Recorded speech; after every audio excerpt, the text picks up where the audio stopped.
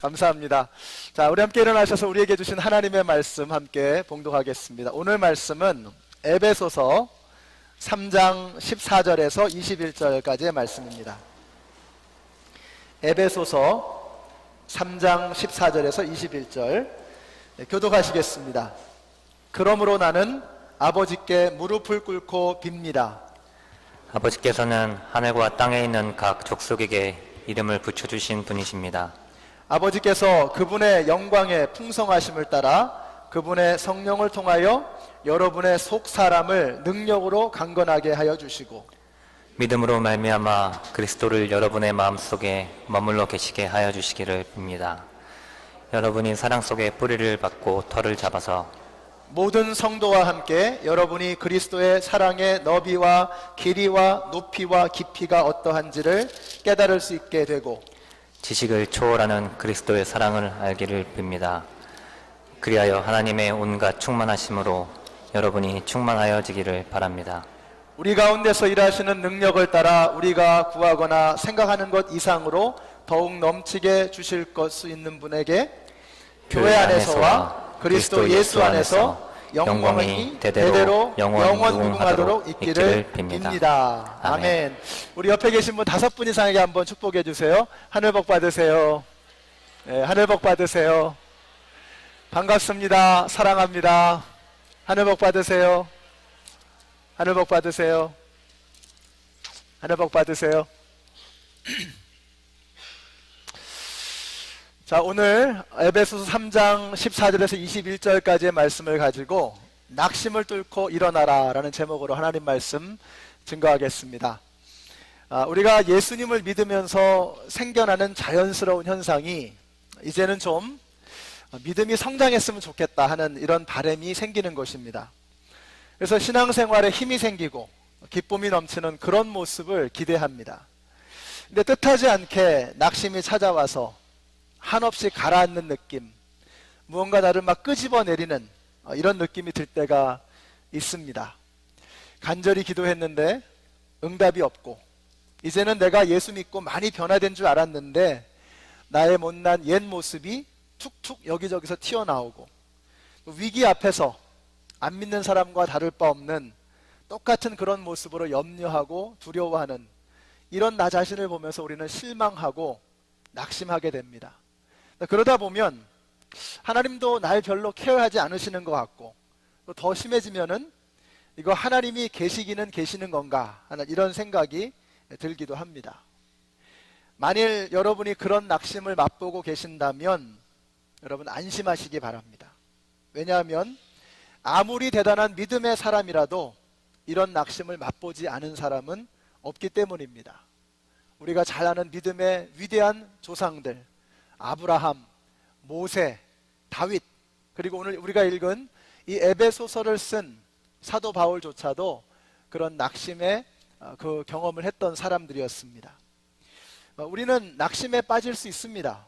그러나 낙심에 머물러 있지 않는 것, 오랫동안 머물러 있지 않는 것이 중요합니다. 그래서 오늘 말씀이 우리에게 가져오는 의미가 굉장히 크다고 생각이 됩니다. 오늘 말씀이 낙심을 뚫고 일어나는 비밀에 대해서 우리에게 말씀하고 있습니다. 오늘 본문의 바로 앞에 절을 보시면 13절인데요. 보시면 그러므로 여러분을 위하여 당하는 나의 환난을 보고서 여러분이 낙심하는 일이 없기를 바랍니다. 내가 당하는 환난은 여러분에게는 영광이 됩니다. 이렇게 말씀합니다. 1절부터 12절까지는 낙심할 필요가 없는 이유에 대해서 말씀했습니다. 그리고 낙심하지 말라는 것입니다. 우리가 낙심할 필요가 없는 이유가 뭐냐 한마디로 말씀드린다면 The prisoner of Jesus Christ라고 말씀드렸어요. The prisoner of Jesus Christ. 네로 황제가 나를 붙들고 있는 것이 아니고 로마의 제국의 힘이 로마 감옥에 나를 붙들고 있는 것이 아니고 나는 The prisoner of Jesus Christ. 예수 그리스도께서 붙들고 계신다. 예수님의 섭리 가운데 그분의 계획 가운데 내가 여기 있다라고 말하는 것입니다. 그러니까 걱정하지 말아라. 그러니까 낙심하지 말아라. 이렇게 사도 바울이 말하고 있는 것입니다. 실제로 사도 바울이 이 감옥에서 쓴 편지 이것이 바로 에베소서입니다. 만약에 사도 바울이 감옥에 갇히지 않았다면 지중해를 더 많이 돌아다니면서 더 많은 교회 몇 개를 더 세웠을 것입니다. 그러나 그가 감옥에 갇힘으로써 오고 오는 모든 세대에게 유익을 주는 이 에베소서, 빌립보서, 빌레몬서, 골로새서와 같은 주옥과 같은 하나님의 말씀들을 쏟아내는 것입니다. 그래서 이것이 너희에게 오히려 더 영광이 된다고 근심하지 말라고 사도 바울이 말하고 있는 것입니다. 자, 그러면서 오늘 본문을 기록하는데 사실 오늘 본문은요, 에베소서에 기록된 바울의 두 번째 기도문입니다. 여기서 우리가 중요한 것을 배우게 되죠. 낙심에 빠져 있는 에베소 교회를 위해서 바울이 가장 먼저 한 것이 무엇인가? 그것은 기도하는 일이었다는 것입니다. 많은 경우에 우리는 할 만큼 해보고 나서 안 되면 기도합니다. 자, 그러면서 하는 말이 뭐죠? 이제는 기도밖에 없습니다. 이제는 기도밖에 없습니다. 여러분, 이제부터는 그렇게 하지 마시고요, 문제가 생기면 기도부터 시작하는 여러분이 되시기를 바랍니다. 왜냐하면 우리는 기도를 문제를 해결하는 어떤 한 방법쯤으로 생각하는 거예요. 기도는 그런 것이 아닙니다. 기도는 하나님과 대화하면서 우리는 이제 우리가 그 기도를 통해서 하나님과의 대화를 통해서 그 문제를 바라보시는 하나님의 시선을 만나게 되는 것입니다. 그 문제를 통해서 이루기를 원하시는 하나님의 계획과 섭리를 깨닫게 되는 것입니다. 여러분, 기도는 단순한 문제 해결 방법이 아닙니다. 우리는 기도를 통해서 하나님을 만나고 기도를 통해서 하나님의 계획이 무엇인지, 하나님의 뜻이 무엇인지를 발견하게 되는 것입니다. 마치 이런 거죠. 제가 지난주에 눈에 한쪽에 문제가 생겨가지고 참 굉장히 불편했죠. 그래서 너무 불편하니까 급한 대로 진통제 먹고 또 뭐 스테로이드 맞아가면서 붓기를 가라앉힐 수 있었겠죠. 그러나 근본적으로 문제가 해결되지는 않을 것입니다. 그래서 월요일에 의사를 찾아갔습니다. 정확하게 진단을 하고 문제가 뭔지를 발견하고 약을 처방받았습니다. 자, 그러니까 그 약을 먹고 나서 그 다음 날부터 눈이 가라앉기 시작하더라고요. 기도는 언발의 오줌 누기식으로 현상을 잠재우는 요술방망이가 아닙니다. 우리는 기도함으로써 하나님의 마음을 알고, 그래서 문제의 근원이 무엇이고 그 문제를 통해서 나에게 주시고자 하는 하나님의 메시지가 무엇인지를 깨닫게 되는 것입니다. 자, 그러니 이제는 뒤늦게 기도하면서 이제는 기도밖에 없습니다, 이러지 마시고 처음부터 기도밖에 없다 하는 이런 마음으로 기도하시고 그 문제 속에서 하나님의 뜻을 발견하시는 저와 여러분이 되시기를 예수님의 이름으로 축원합니다. 그래서 내일부터 우리가 고난주간 특별 새벽 기도회가 시작이 되지요. 여러분, 그 어느 때보다도 간절하게 기도함으로 하나님 앞에 나아가는 저와 여러분이 되었으면 좋겠습니다. 제가 한번 아프더니 좀 깨닫는 바가 많죠. 그렇다고 맨날 아플 수도 없고, 하여튼 이번에 참 몸이 불편한 걸 통해서 많은 것을 생각하게 하셨습니다. 자, 이제 바울이 기도를 하는데 어떻게 기도를 하느냐? 14절 보세요.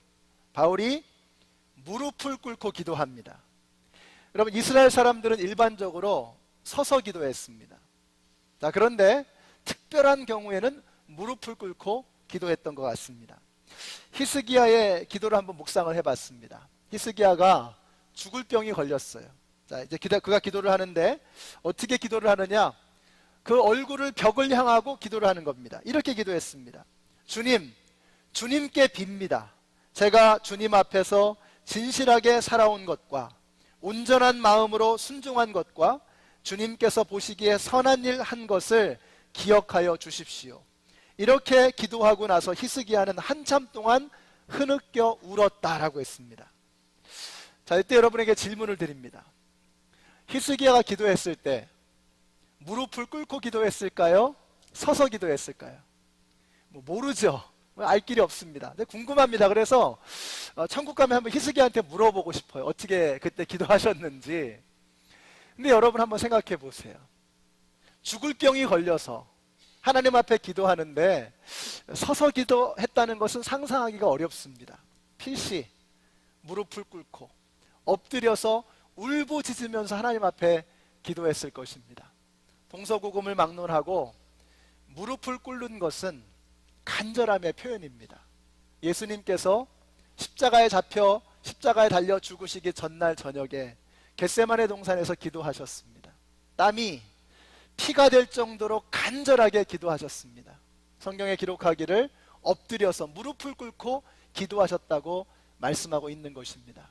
사랑하는 성도 여러분, 여러분에게 문제가 있으십니까? 하나님 앞에 기도하시기 바랍니다. 그냥 기도하지 마시고 무릎을 꿇고 기도하셔야 해요. 우리가 실제로 무릎을 꿇느냐 안 꿇느냐 이것은 중요한 것이 아닙니다. 우리의 마음이 정말 하나님 앞에 간절한 마음으로, 절박한 마음으로 무릎을 꿇었느냐, 이것이 중요한 것입니다. 여러분, 어떤 상황에서 어떻게 기도하시든 무릎을 꿇고 간절한 마음으로 부르짖으며 주님 앞에 나아가시는 우리 모두가 되시기를 예수님의 이름으로 축원합니다. 자, 무릎을 꿇고 기도를 하는데 누구에게 기도를 하느냐? 15절 보세요. 아버지께서는 하늘과 땅에 있는 각 족속에게 이름을 붙여주신 분이십니다. 이렇게 기도하십니다. 자, 아버지께서는 이 기도를 누구에게 배웠을까요? 사도 바울이? 당연히 예수님에게 배운 것입니다. 예수님 어떻게 기도하셨죠? 하늘에 계신 우리 아버지여. 우리 예수님께서 제자들에게 기도를 가르쳐 주시면서 이렇게 말씀하세요. 그러므로 너희는 이렇게 기도하라. 하늘에 계신 우리 아버지여.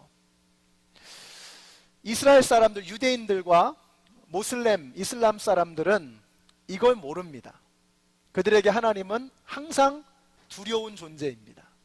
그러나 예수님은 말씀하시는 거예요. 너희가 기도할 때 이렇게 기도해라. 하늘에 계신 우리 아버지여. 아버지라고 부르라고 예수님께서 말씀해 주시는 것입니다. 여러분, 우리가 하나님을 아버지라고 부를 수 있는 근거가 무엇입니까? 영접하는 자, 곧 그 이름을 믿는 자들에게는 하나님의 자녀가 되는 권세를 주셨으니, 우리가 예수님을 영접함으로 하나님께서는 우리의 아버지가 된 것입니다. 여러분들이 기도하실 때 이제는 아버지에게 기도하시는 거예요. 저 멀리 있는 어떤 강력한 존재, 어떤 위대한 존재, 강한 존재에게 기도하는 것이 아니라 우리의 아버지에게 기도하는 것입니다. 예수님이 말씀하셨어요. 너희가 기도할 때 이렇게 기도해라. 하늘에 계신 우리 아버지여. 여러분, 아버지에게 기도하시는 저와 여러분이 되시기를 바랍니다. 근데 그 아버지가 어떤 분이시라는 거예요? 하늘과 땅에 있는 각 족속의 모든 족속에게 이름을 붙여주신 분이라고 말씀하시는 거예요. 여러분, 이름을 붙인다는 게 뭡니까? 이름을 붙여줬다는 것은 그것의 주인이라는 뜻입니다. 여러분이 강아지를 하나 사요. 그러면 강아지를 사고서 어떻게 이름을 붙이죠? 그 강아지를 보고서 가장 어울리는 이름을 붙이는 거예요. 뭐 코코라든지 발발이라든지 뭐 이렇게 이름을 붙이는 겁니다. 이름을 붙였다는 건 뭐예요? 주인이라는 거예요. 하나님께서는 모든 족속에, 하늘과 땅에 있는 모든 족속에게 이름을 붙여주신 분이라고 말씀하고 있어요. 그러므로 하나님께서 에베소의 주인이십니다. 하나님께서 로마의 주인이십니다. 하나님께서 한국의 주인이시고 미국 땅의 주인이십니다. 하나님께서 주인이신데 낙심할 게 뭐냐는 거예요. 하나님께서 주인이신데 두려울 게 뭐냐는 겁니다. 여러분, 우리가 기도드리는 우리의 아버지는 모든 민족과 족속에게 이름을 붙여주신 온 세상의 주인이신 것을 믿으시기 바랍니다. 제가 이 말씀을 묵상하면서 우리 교회에서 지금 신분 문제로 어려움을 겪고 계신 분들이 자꾸 떠오르는 거예요. 미국 땅에 미국의 원주민들을 이곳에 살게 하시고 또 청교도들을 부르시고 우리 한국 땅에서 저와 여러분들을 이곳에 부르신 분이 우리 하나님이십니다. 우리 하나님께서 해결해 주실 줄로 믿습니다. 이 믿음을 가지고 저는 기도하기를 바라는 거예요. 우리 하나님은 우리의 아버지이시고 하늘과 땅의 모든 족속에게 이름을 붙여주신 이 땅의 주인이신 것을 믿으시는 저와 여러분이 되시기를 예수님의 이름으로 축원합니다. 그 하나님께, 그 아버지께 무엇을 간구하느냐? 네 가지인데, 첫째, 속사람의 강건함을 위해서 기도하고 있습니다. 믿음을 위해서 기도하라는 것이죠. 우리 같이 읽습니다. 시작. 아버지께서 그분의 영광의 풍성하심을 따라 그분의 성령을 통하여 여러분의 속사람을 능력으로 강건하게 하여 주시고 믿음으로 말미암아 그리스도를 여러분의 마음속에 머물러 계시게 하여 주시기를 빕니다. 아멘. 속사람이 무엇입니까? 이 속사람을 영으로 보고 겉사람을 육으로 보는 것은 이건 이단입니다. 이게 바로 헬라 철학에서 온 것입니다. 헬라 철학의 대표가 바로 플라톤이죠. 플라톤의 이데아 사상을 보면은 영적인 것은 영원한 것이고 실제적인 것이다.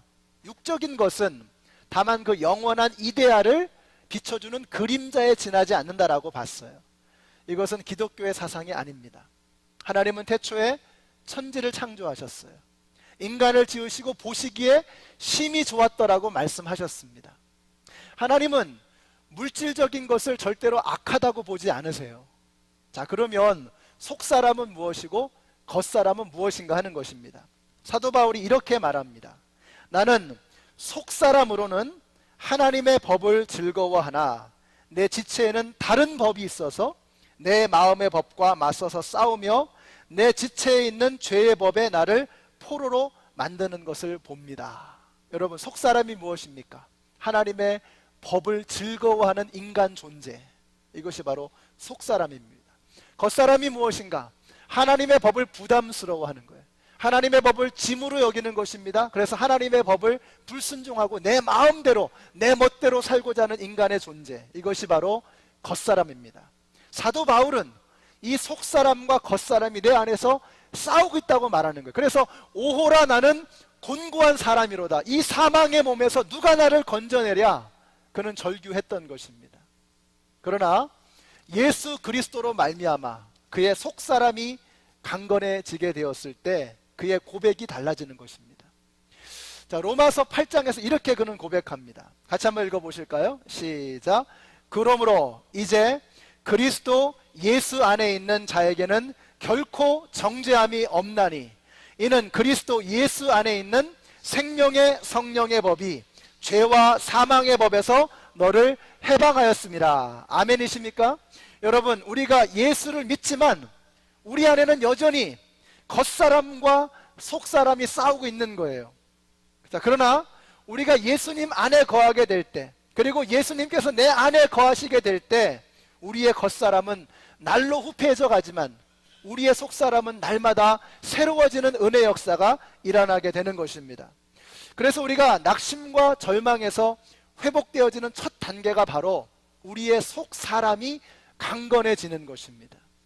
우리의 믿음이 단단해지는 것입니다. 우리가 절망과 낙심 가운데 있을 때 가장 먼저 점검해야 되는 것이 바로 이것입니다. 우리의 속사람이 강건해지는 것, 우리의 믿음이 분명해지는 것입니다. 우리가 영적으로 낙심하고 절망하고 무너져 있을 때 제일 중요한 게 바로 이것입니다. 내 안에 그리스도가 있느냐 말이죠. 오늘 내가 죽어도 천국 갈 확신이 있느냐 하는가 말이죠. 이 죽음의 문제가 해결되었느냐 하는 것입니다. 제가 초등학교 2학년 때부터 교회를 다녔습니다. 그래서 교회를 빠지지 않고 제 기억에 단 한 번도 빠지지 않았어요. 미국에 올 때까지, 대학을 졸업하고 미국에 올 때까지 교회를 단 한 번도 빠지지 않았습니다. 그래서 얼마나 열심히 충성하며 봉사하며 청년부 일도 하고 교사도 하고 말이죠. 근데 고등학교를 졸업하고 대학에 올라갔는데 대학부에서 한 1년 선배가 저한테 질문을 하는 거예요. 해길이는 예수님을 영접했니? 이러는 거예요. 오늘 죽어도 천국 갈 확신이 있어? 물어보시는 거예요. 제가 존경하는 선배였습니다. 근데 너무 화가 났어요. 아니, 내가 2학년 때부터 교회를 한 번도 빠지지 않고 교회를 다녔는데 나한테 이런 질문을 해? 너무너무 화가 나는 거예요. 집에 와서 곰곰이 생각했습니다. 내가 왜 화가 났을까? 제가 그 질문에 대한 확신이 없었던 거예요. 정말 예수님을 영접했나? 오늘 죽어도 천국 갈 확신이 있느냐? 이 질문에 대해서 제가 확신이 없었던 거예요. 그러니까 그 질문을 하는 그 선배가 너무너무 미웠던 거예요. 그 선배가 지금 몽골에서 선교하고 계시는 김선미 선교사님이십니다. 그 질문에 대해서 너무너무 화가 났던 것은 이 구원의 문제, 믿음의 확신, 속사람의 강건함, 이게 없었던 거예요. 교회는 다니는데, 예배는 빠지지 않는데, 봉사도 빠지지 않는데 이 구원의 확신이 없으니까 언제든지 믿음이 흔들리고 언제든지 예수님의 존재에 대해서, 하나님의 존재에 대해서 의심하는 일들이 제 안에서 끊이지 않았던 것입니다. 우리가 지금 죽어도 천국과의 확신이 있느냐 하는 이 질문, 여러분, 이것이 있다면 우리는 낙심으로부터 벗어날 수 있는 것입니다. 자, 두 번째는 하나님의 사랑입니다.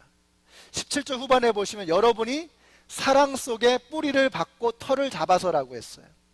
우리가 절망과 낙심에서 일어나려면 하나님의 따뜻한 사랑이 느껴져야 합니다. 많은 사람이 신앙이 회복되지 못하고 성장이 안 되는 것은 이 순서를 바꿔서 그래요. 이 느낌을 너무 중요하게 여기는 거예요. 하나님의 사랑의 느낌이 없다는 거예요.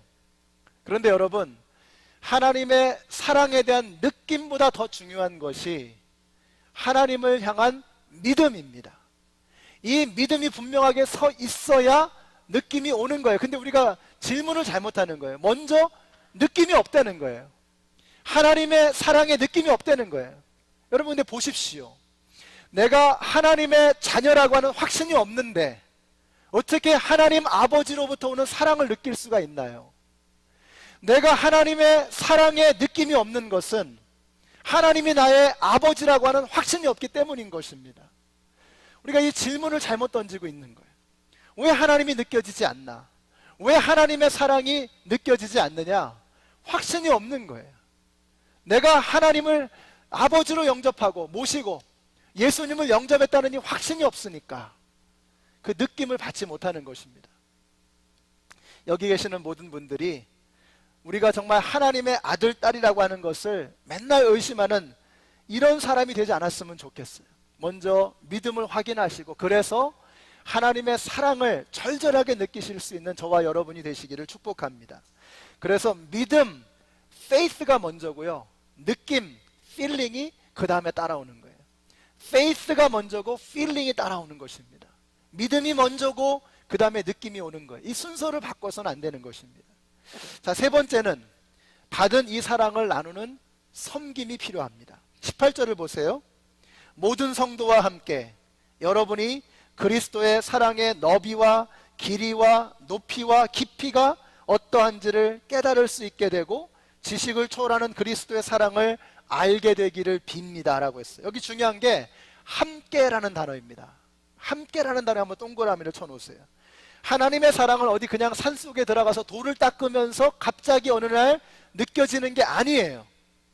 모든 성도와 함께 공동체 안에서 그 하나님의 사랑의 높이와 넓이와 깊이와 그 길이가 느껴지게 되는 것입니다.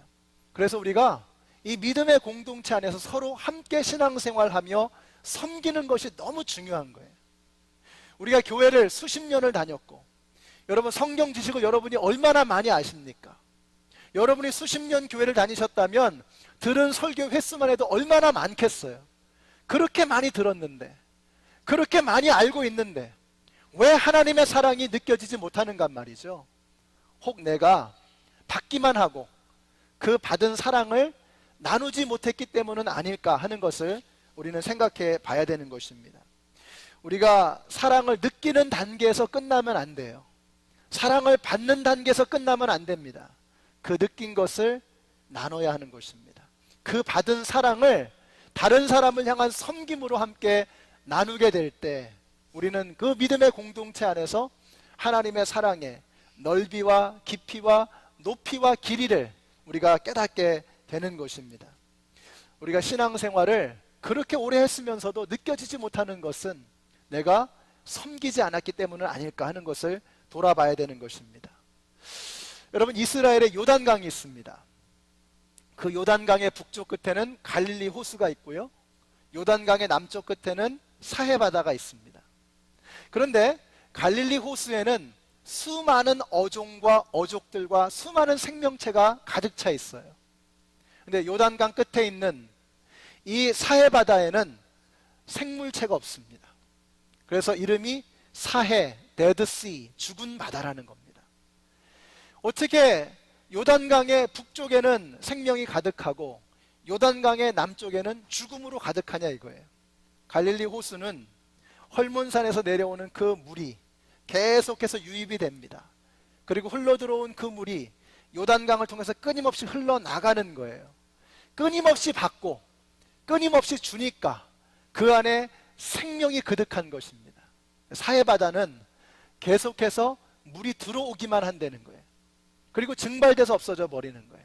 주질 않는 거예요. 그래서 그 가운데는 생명이 없습니다. 여러분, 우리가 정말 생명력이 넘치는 그런 믿음의 사람이 되기를 원하신다면 받기만 하지 마시고 느끼기만 하지 마시고 그 받은 것을, 느끼신 것을 함께 나누실 수 있는 여러분 모두가 되시기를 예수님의 이름으로 축원합니다. 요즘에 못 먹어서 병나는 사람 없습니다. 많이 먹고 움직이지 않아서 병나는 겁니다. 우리가 왜 영적으로 병이 나느냐? 받기만 하고 먹기만 하고 줄 모르는 거예요. 나눌 줄 모르는 거예요. 생명이 죽어가는 것입니다. 여러분이 받으신 그 은혜, 여러분이 누리시는 그 하나님의 사랑을 이제는 주위의 많은 분들과 함께 나누실 수 있는, 그래서 여러분의 믿음이 생명의 능력으로 가득 찰 수 있는 은혜가 있게 되시기를 예수님의 이름으로 축원합니다. 자, 그럼 우리가 낙심을 뚫고 일어설 수 있는 마지막 단계가 뭐냐? 저는 그것이 소망이라고 생각합니다. 여러분, 소망이 없는 사람은 무너집니다. 어제 제가 그런 말씀을 들었습니다. 암 때문에 죽는 게 아니라 암이라는 것 때문에 죽는다. 한 집사님이 이런 말씀을 하세요. 정말 맞는 말씀인 것 같아요. 우리가 이제 의학이 발달해서 암을 상당히 정복했죠. 근데 암 때문에 죽는 게 아니라 암이라는 것 때문에 죽는다는 거예요. 그래서 우리 예수 믿는 사람들이 강력한 것입니다. 우리는 소망이 있어요. 하나님께서 모든 생명의 주인이심을 우리는 알고 있는 거죠. 그래서 우리 두렵지 않은 거예요. 여기 계신 모든 성도님들이 정말 우리 이 땅의 모든 것의 주인이 하나님이심을 믿고 하나님을 소망하실 수 있는 저와 여러분이 되시기를 바랍니다. 그래서 우리 크리스찬들이 무서운 거예요. 19절 끝에 보니까 그리하여 하나님의 온갖 충만하심으로 여러분이 충만하여지시기를 바랍니다. 바울은 지금 황당한 몽상을 하는 게 아닙니다. 바울은 확신하는 것입니다. 하나님의 온갖 충만하심으로 에베소 교회의 성도들도 충만하리라고 하는 그 확신과 소망이 있었던 것입니다. 그래서 바울이 오늘 기도를 이렇게 마무리합니다. 우리 한번 같이 읽어보실까요? 시작. 우리 가운데서 일하시는 능력을 따라 우리가 구하거나 생각하는 것 이상으로 더욱 넘치게 주실 수 있는 분에게 교회 안에서와 그리스도 예수 안에서 영광이 대대로 영원 무궁하도록 있기를 빕니다. 아멘. 여러분 정말로 아멘이십니까? 이 안에서 뭐가 느껴지세요? 저는 이 말씀 묵상하면서 소망이 느껴지는 거예요. 소망. 우리가 왜 신앙생활에 힘이 없느냐? 소망이 없어서 그래요. 궁극적으로 보면 하나님 나라에 대한 소망이 없기 때문에 우리의 신앙생활이 시들시들한 겁니다. 왜 우리의 믿음 생활에 그렇게 능력이 없느냐? 소망이 없는 거예요. 소망이. 하나님 나라에 대한 소망이 시들어가고 있기 때문에 우리의 믿음도 함께 시들어가는 것입니다. 여러분, 수많은 이 땅의 믿음의 사람들은 다 천국의 소망으로 그득했던 사람들입니다. 조지 위필드, 조나단 에드워드, 존 버년, 존 낙스, 존 칼빈, 마틴 루터, 존 버년, 이 모든 존 느경, 이 모든 사람들이 다 하나님 나라의 소망으로 가득했던 사람들이에요. 그들은 천국에 가고 싶어서 안달이 났던 사람들입니다. 여러분, 천국에 가기를 원하세요? 정말로 천국에 가기를 원하십니까? 우리 아멘 소리가 자신 있게 나오지 못하는 이유가 뭐예요?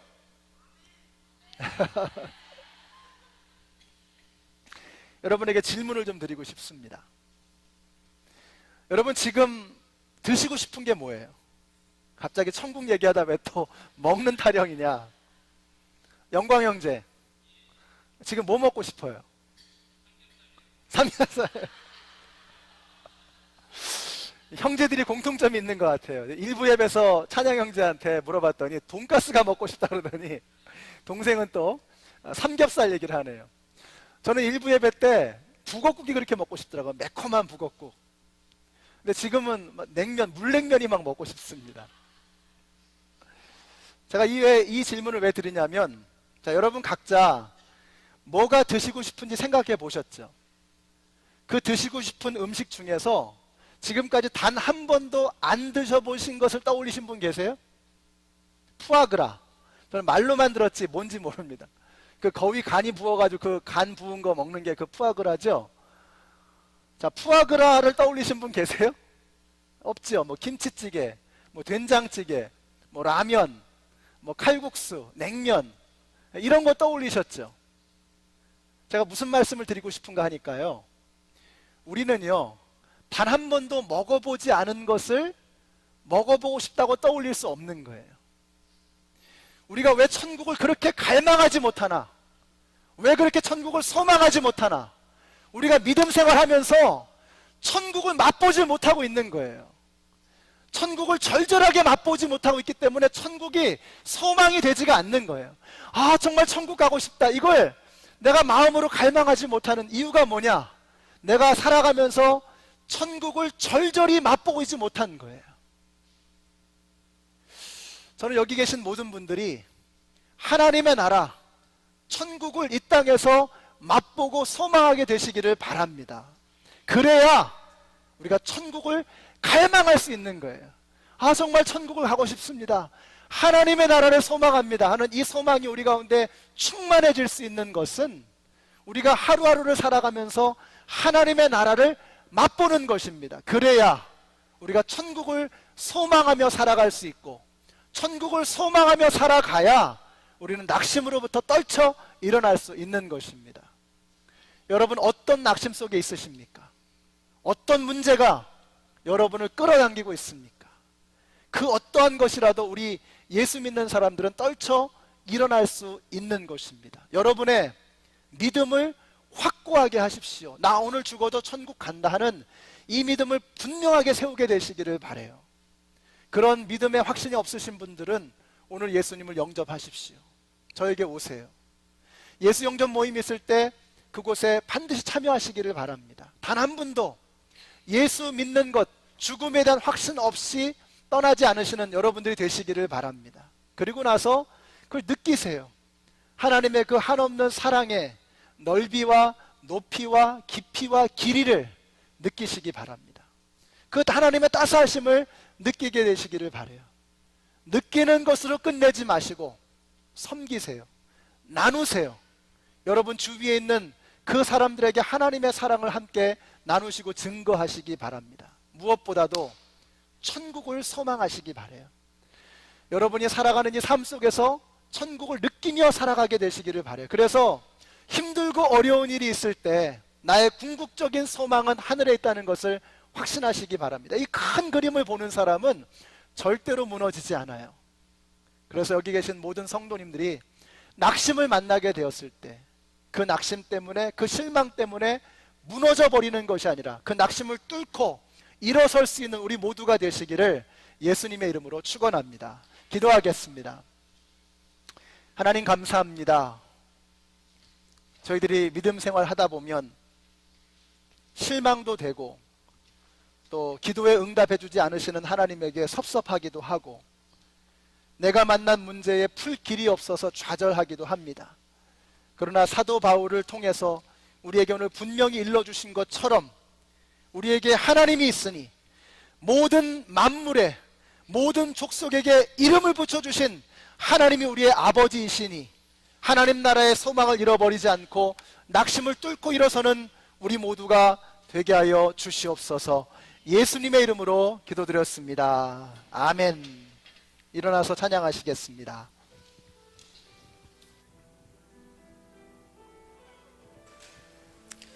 우리를 위해서 죽으신 예수님의 십자가의 사랑을 생각하며 찬양합니다. 십자가 그 사랑 멀리 떠나서 무너진 나의 삶 부르네 돌같은 내 마음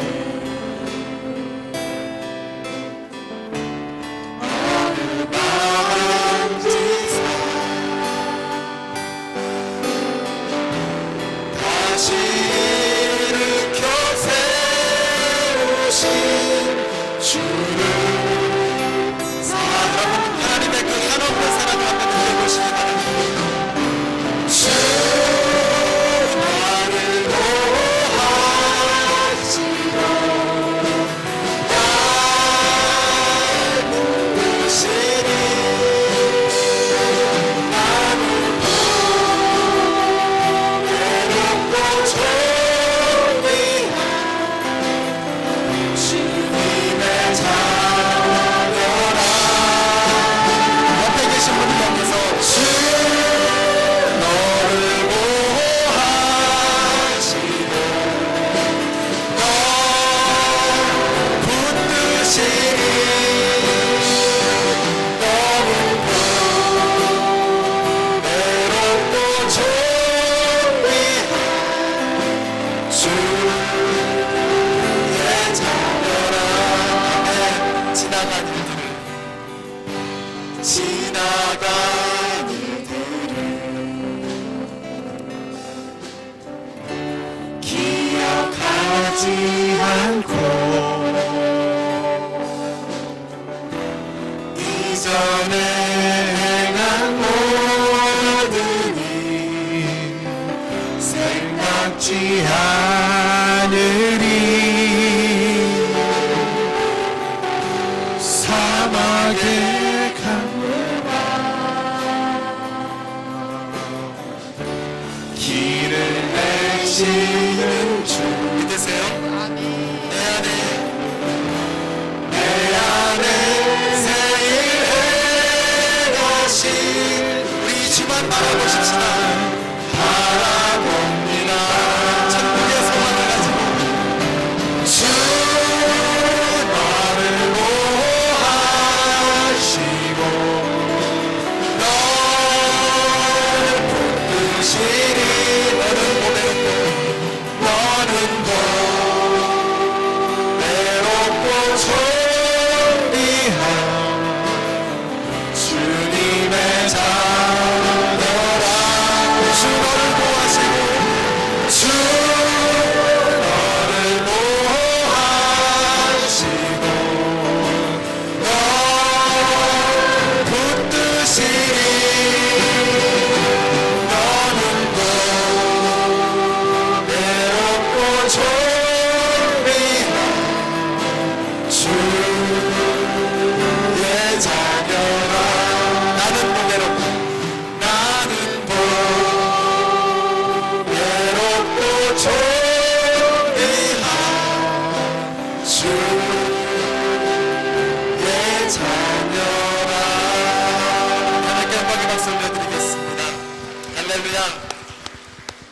이제는 생명의 근원이 되시는 우리 주 예수 그리스도의 은혜와 당신의 외아들을 이 쓸모없는 죄인들을 위해서 주실 만큼 한이 없으신 그 하나님의 놀라우신 사랑과 우리 안에 속사람을 강동케 하시는 그 성령의 역사하심이 이제는 낙심 앞에 있을지라도 문제 앞에 있을지라도 그 안에 주저하지 않고 믿음을 가지고 천국의 소망을 바라보며 일어서기를 소원하는 하나님의 모든 백성들 머리 위에 이제부터 영원토록 함께 하시기를 예수님의 이름으로 축원하옵나이다. 아멘.